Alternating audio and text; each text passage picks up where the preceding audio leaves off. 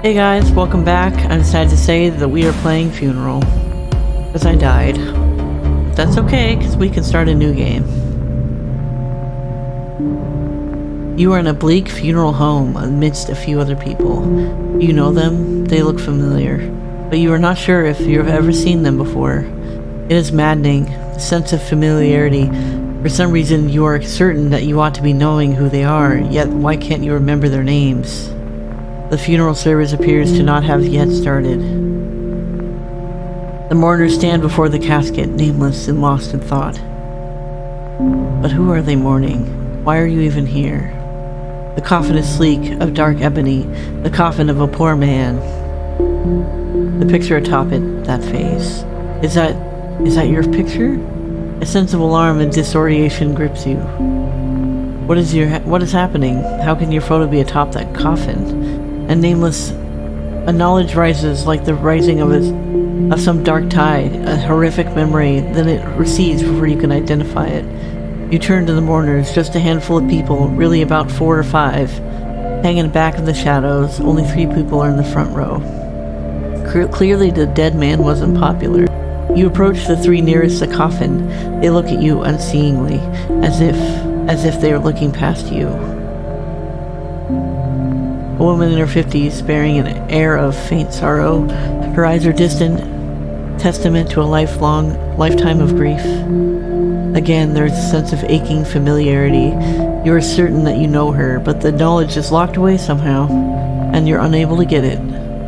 Beside her, a young man in his 30s, a guarded expression and an air of restlessness, as if he would much rather be elsewhere. The sight of him troubles you, but you are not sure why. Beside him is a pretty girl in her 20s. Look, it's how my eyebrows are. Her expression is subdued, thoughtful. The sight of her inexplicably strikes you like a blow. It takes some effort for you to regain your composure. Just as you approach them, a strange thing happens. It's like... What happens? You're not sure what just happened. The world seems to fade away for an instant. Now you find yourself standing before the woman. She does not acknowledge your presence. But here's an incredible thing. She does not open her mouth, but you can hear her thoughts as if she were speaking. What dark magic is this? It was so sudden, but now I think about it, it's not so surprising all these years. He talked about his own death, and now it came about in a way none of us expected. How did he die? It was terrible. He'd always been scared of violent death, but at least it was quick. Although she does not directly respond to your question, her thoughts shift in the direction of your prompt. He'd always been terrified of suffering, of having some kind of nearly fatal accident, and then living with pain, or living as a vegetable. He was always afraid of that, of ending up a vegetable, and then having to physically rely on someone just to be alive. So I'm glad that he went abruptly. It was an instant death. You okay? The grief comes and goes. I still can't believe he's gone. Even after all that passed between us, you sense her thoughts shifting to the young man and a woman beside her. I'm more worried about them. They had to put up with a lot. Matthew's already growing distant. He was warm for a while than when he first arrived, almost like his old self. Now he's gone back into his brooding shell, like father, like son. At least Priya is thawing a little. Her thoughts fade away for an instant. It's incredible how one incident can destroy everything, tear a family apart, and keep us apart all these years ago, and it was still haunting us. Your kids? Matthew was such a wonderful little boy. How he adored his father, worshipping really. And Priya, God, Priya was his princess. All of that, an illusion so rudely torn away. What happened to them? I realize now I've been avoiding thinking about that for a long time. Maybe that's how you survive. You clamp down on the hurtful memories, lock them away in a box, and never open it and never look in. Because if you do, they'll chafe at you. They'll chafe at you until you break. Maybe now that he's gone, it's time to open that box and look at the terrible stuff in there. Maybe I should no longer run away from it.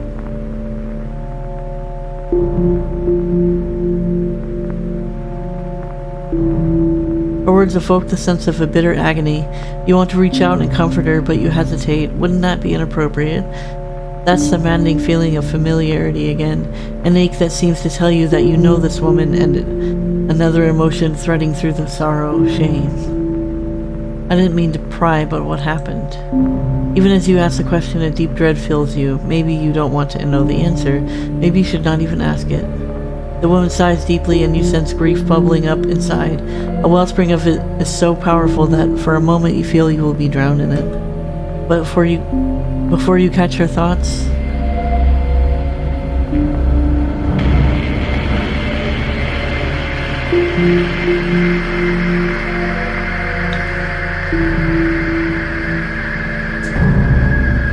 you find yourself standing before the young man.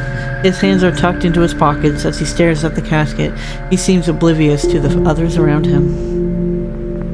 I just spoke to your mother. He looks up, startled, looks around. He does not look directly at you, but he does acknowledge your presence. For some reason, this does not offend. In fact, weirdly, for some reason, you cannot understand. It seems that the most natural thing to do in the world. As before, you hear his thoughts, as if in response to your question. I could have sworn I heard something. I must have been hallucinating. I guess that's what not sleeping for 2 days does to you. As soon as this is over, I'll head back to the room, pop a couple of V's, and knock out. Though I'm not sure I can with all these thoughts. It's amazing how she can grieve over him at all, that she still won't say a bad thing about him after all he's done. Mom's barely holding on, but she's not going to show us that as usual. She's concerned. She's always worried about us. That's how it's always been. That's part of the problem. She thinks that's why she hid the truth from us. She's always worried about us. That's how it's always been. That's part of the problem. She thinks that's why she hid the truth from us, but I think she would mostly just hid the truth about him from herself. A part of me is guilty, thinking I should be grieving over him. He was my father after all, and then another part of me, the larger part, doesn't care at all. Do I really feel anything? Any loss? It's strange. I feel nothing. That's such an awful way to feel about your father's death, but is it really? When was the last time I spoke to him? Maybe 4 years now? I'm not angry. I think the years have softened the anger. I'm just apathetic, really. When I got the call, it was almost like Mom was telling me about someone else's death, a stranger's. Sense anger, even frustration at his thoughts. His mother, shouldn't he be beside her, comforting her? She be beside him, comforting her? No, that's right. But there seems to be some kind of distance between them, an abyss that is impossible to cross. He seems to pick up on your thoughts.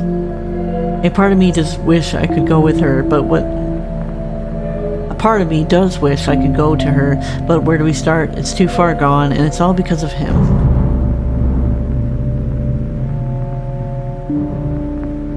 A buzzing fills the world, and his next thoughts are drowned in it. The world is fading away, a memory rising. You know this place. You have been here. Where's blood? Horrific image? An enemy?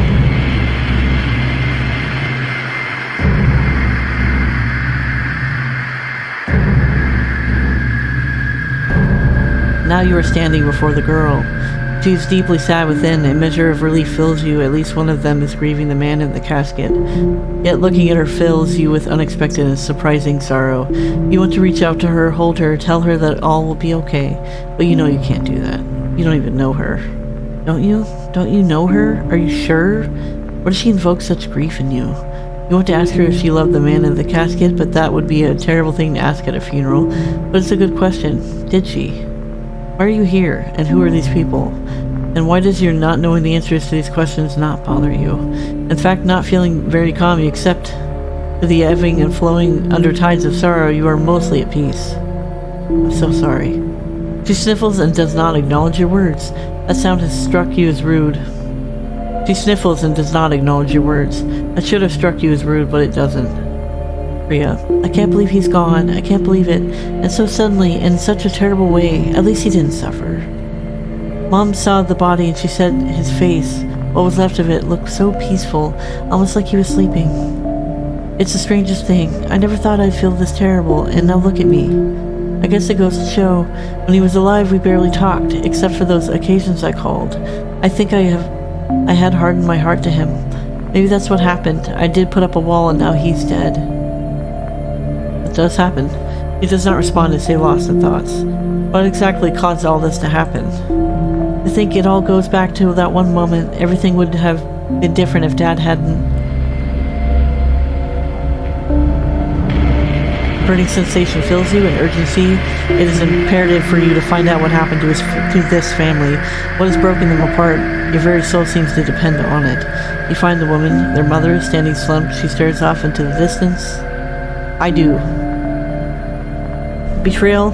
What a strange thought, and yes, that's a good word, as any for what he did. He'd been at it for years. I never even knew. But that's a lie, isn't it? I knew, of course I knew. I knew, yet I didn't allow myself to know. I kept it a close secret, but because my biggest fear was that the children would find out. I didn't want them to know what kind of man he was, and so I stayed quiet. Through all these nights when he was away on his supposed business trips, late at night, late at work meetings, through all those nights when he was away on his supposed business trips, late at work at meetings, I told the kids that father was a busy man. And that was how it was, wasn't it? Dad's away, he's busy. He's busy earning a living. Busy, always busy. I saw him about once a week during school days, and most weekends he wasn't there. I guess it was normal for most rich kids. You get used to it. He went to a school where everybody's dad was some big shot, away from the time. And we bought it. That's the awful part. We bought it. Hook, line, and sinker. Ma, Dad's going to miss out on PTA again. They want to see him. Your dad's busy, honey. He's a busy man. Until... Princess, that's what he used to call me. Princess. I used to wait to see him, to get his gifts, the hugs. I would wait to smell his cologne. I used to wait for that. I loved him. We all did. And then it happened. It all blew up in his face.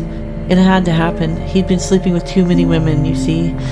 Mainly by coercing, it appeared, the big CEO of a multinational corporation. It was bound to go wrong. You can't hide the truth forever. That horrid woman, Laura, that awful phone call, she spilled it all. And then other women came forward at his workplace. The whole /Me Too movement thing. Harassment. I tried even then to hide it, but... Come on, guy. What boy has to live with something like that? Going to school, 8th grade, your dad's name in every newspaper, Me Too, bitches, they crucified me. Even those teachers, they screwed with me in front of the whole class.